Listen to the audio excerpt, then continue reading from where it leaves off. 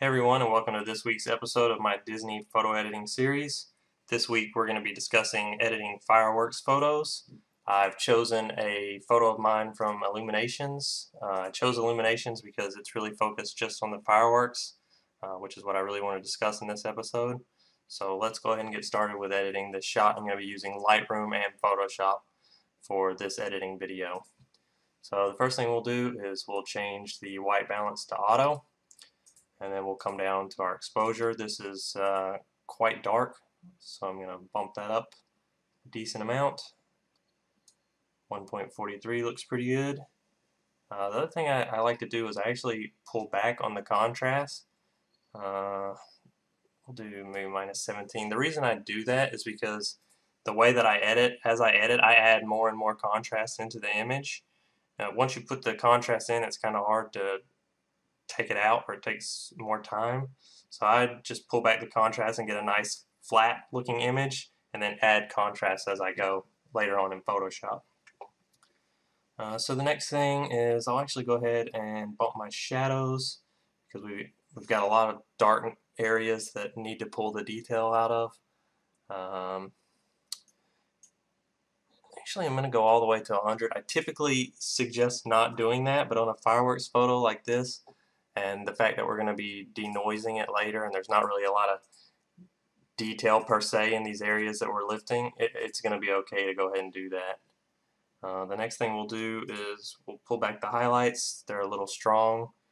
You don't want to do too much though, because you still want to have the nice hot white core in the fireworks, and you want to have like the colored edges. So you want to be careful to not pull the highlights back so much that you lose that white core to the fireworks.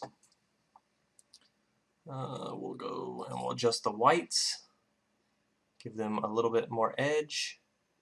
Something like +21 seems alright. And then finally the blacks. We lifted up those shadows quite a bit, but now we want to pull the blacks back, and that kind of gives you those inky looking shadows. And -19 looks alright. And then finally, I always skip all this stuff because I do all this type of editing in Photoshop. I'll come down here and I'll enable profile correction and make sure to check the remove chromatic aberration. And then usually I'll go ahead and hit the level button too, because Lightroom usually does a really good job of leveling off my horizons. You can see this one was slanted just a little bit to the right, and hitting the level button goes ahead and just levels off that horizon perfectly. So now we'll go ahead and open this up in Photoshop and get to the bulk of our editing work.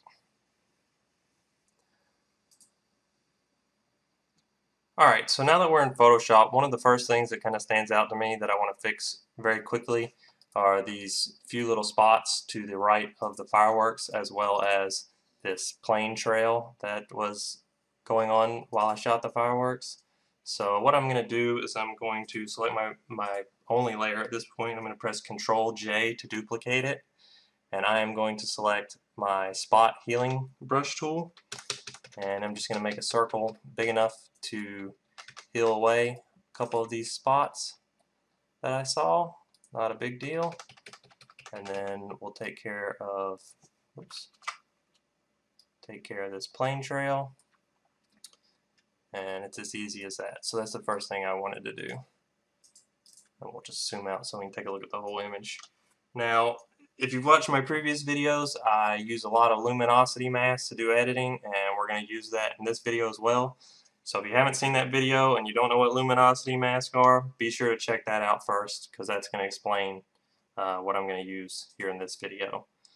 So what I'm going to do now is I'm actually going to make a curve adjustment for these bright lights here. I want to adjust those a little bit to pull them back up and make them not quite as intense while still keeping that white core that I was talking about.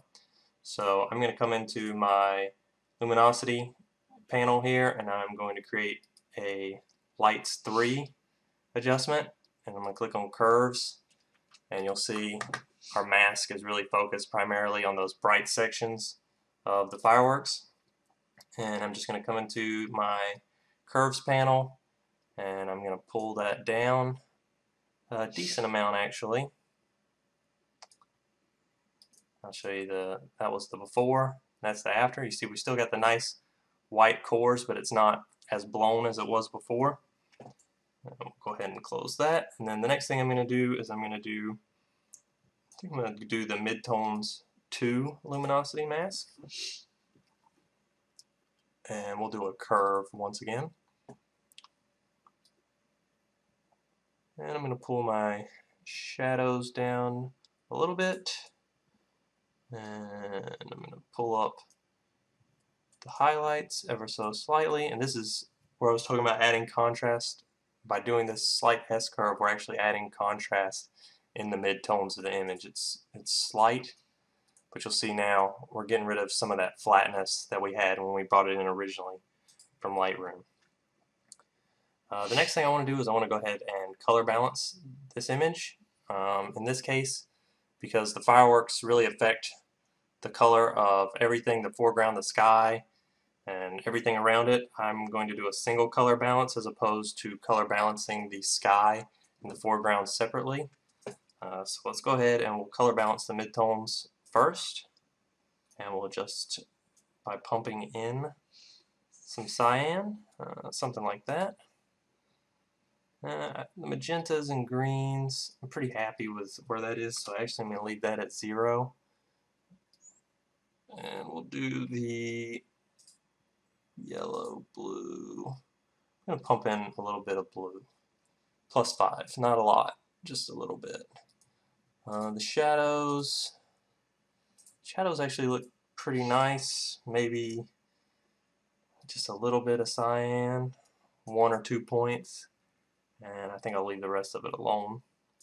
And then let's take a look at the highlights.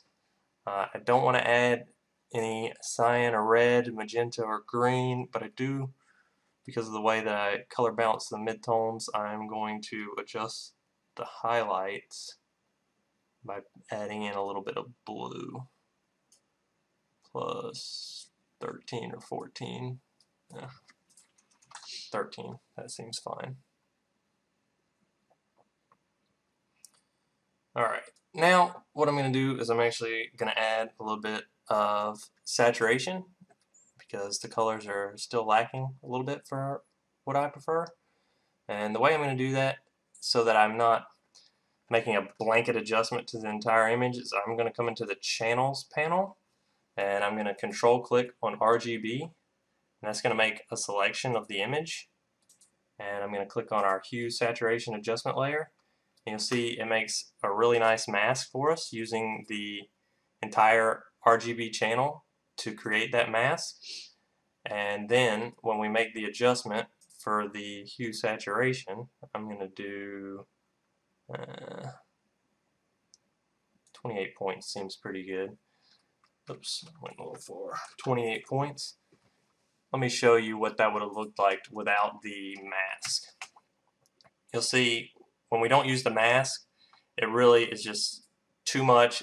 There's no finesse to it. And then by using the mask, we really target in on the colors that we want to target in on.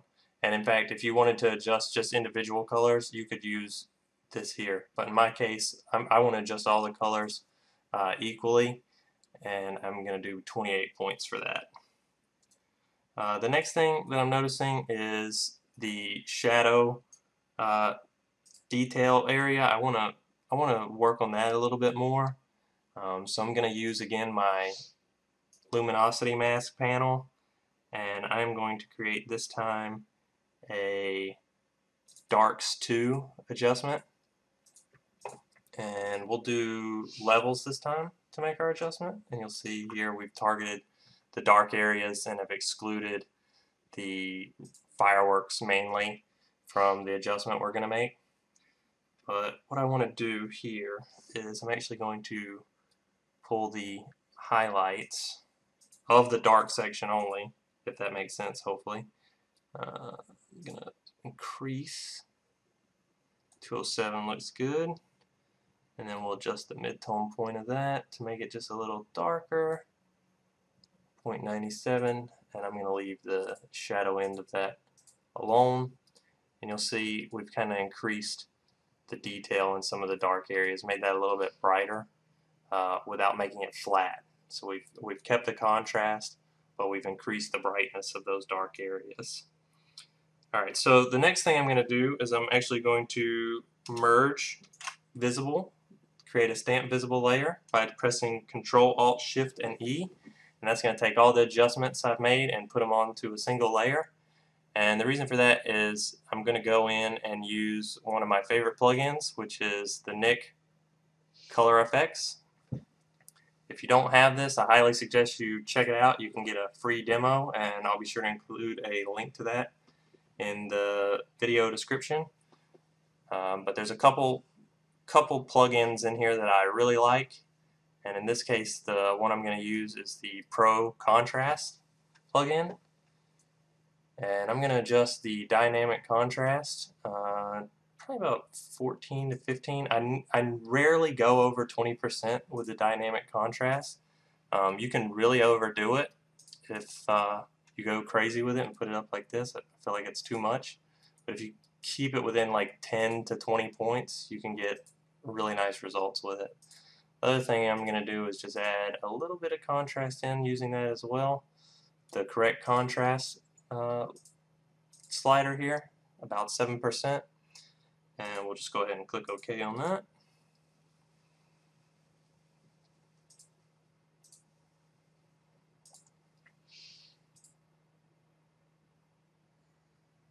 And it does its thing relatively quickly. And then I'll just merge that down by pressing Control and E so I don't have a duplicate layer. And then we will now move on to some denoising, I believe. Let's take a look. Yeah, we've got quite a bit of noise in these areas. The fireworks themselves are fine, but the areas surrounding the fireworks need denoising. So what we'll do is we'll go, you can use the built-in denoiser if you don't have a third-party one. There's some third-party ones that are better than the built-in, but if not, you can just use reduce noise on a new layer. But I'm actually going to duplicate my layer, and I'm going to use Imagenomics Noiseware. It's a really great program, probably the best denoiser out there in my opinion. I like it even better than the one included with Nik Effects. But that one's a good one too. If you already have that, you can use their Define software. It's a little bit better than Adobe's built-in as well. Since it's a night shot, I'm just going to go with the default night scene, and you can see it does a really good job of getting rid of the noise. The problem we have is that it also gets rid of a lot of the noise on some of the areas where we actually do have a lot of detail, and you can see it really smears the detail away, but I'm going to show you how to fix that in just a second. So we'll apply our denoise. And then what I want to do so that it only affects the areas such as in the sky and in the water is I'm going to take the brights curve adjustment that we did earlier, and I'm going to control click on that, and then I'm actually going to select inverse to select the dark areas, and I'm going to apply that mask to the denoised section. And then additionally, I'm going to take my paintbrush and I'm going to mask out a few other spots that I don't want it to affect. So for instance, I don't really want to denoise over here on these people and trees, so I'm going to paint black to paint away there. And I don't want to get rid of the detail down here on the cement, so I'm going to paint that away. And then I also don't want to affect these gondolas, I believe they're called, so I'm going to paint away on that. And also some of these striped, whatever they're called. I'm not sure what these are called, but I'm going to paint away on that as well, and as well as on this. And that'll prevent the denoise from scrubbing all that detail away. So now let's just zoom in and take a look, and you'll see got nice denoised areas there. This I did not denoise, I painted that away, but you see we still got a lot of detail in there, which is nice, and that's looking pretty good. one other thing I'm noticing, it's still a little bright in this area for my taste, so I'm just going to create another curves adjustment layer, and I'm going to quickly grab and pull down on my curves. I'm going to invert my mask, and I'm just going to paint with about 10-15% opacity in this area to kind of bring it in line with the rest of the image. And just mask quickly.